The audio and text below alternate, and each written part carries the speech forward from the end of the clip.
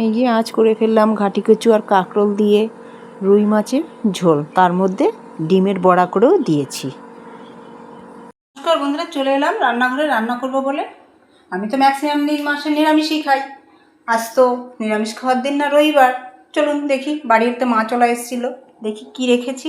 আজকে তো খাওয়াই যায় মাছটা, তাই সেটা কি মাছ রেখেছি সেটা আপনাদের সাথে শেয়ার করে। এই যে বাড়িতে মাছওয়ালা এসেছিলো, রুই মাছ রাখলাম, তার ডিম হয়েছে, সেটা দিয়ে হবে একটা আলাদা রেসিপি। মাছে অলরেডি নুন হলুদ মাখিয়ে রেডি। এদিকে ডিমটা দিয়ে হবে ডিমের পাতুরি, উচ্ছে ভাজা হবে। আর এদিকে পেঁয়াজ রসুন কেটে রেডি। আর এইদিকে তো কাঁচা লঙ্কা, আমি কাঁচা লঙ্কা রান্না খাই। আর ঢ্যাঁড়স দিয়ে ডিম দিয়ে হবে, এই ঢ্যাঁড়স কেটে রেডি।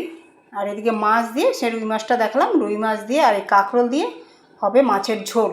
আর এইদিকে তো ভাত হয়েই যাচ্ছে। ব্যাস, এবার রান্না শুরু করে দিই। চলুন দেখি কি রান্না করছি, আপনাদের সাথে সমস্ত রান্নাগুলো শেয়ার করি। চলুন।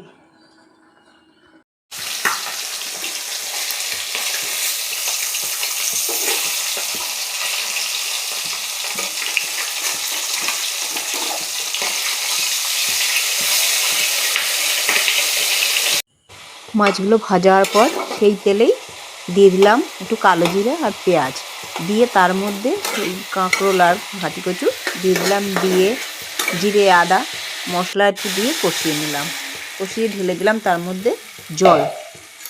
ব্যাস, এবার তরকারিটা একটু ঢাকা দিয়ে রেখে দেব, তারপর খুলে তার মধ্যে মাছ দিয়ে আমার তরকারি কমপ্লিট। এই মাছের তরকারি অলরেডি হয়েই আছে। দেখুন কি সুন্দর রঙটা, মানে যেন একবার সর্ষের ফুল। কাঁচা লঙ্কার তরকারি, মানে আমি তো এই রঙটাই পছন্দ করি এবং এই কাঁচা লঙ্কাই খাই বলে তার মধ্যে আবার কয়েকটা মাছের ডিমের বড়া ভেজে দিয়ে দিয়েছি। এই যে দেখুন, তরকারিটা দেখেই লোভনীয় মনে হচ্ছে। কি সুন্দর। বন্ধুরা, আমার ভিডিও ভালো লাগলে একটু সাবস্ক্রাইব করে দেবেন আমার চ্যানেল।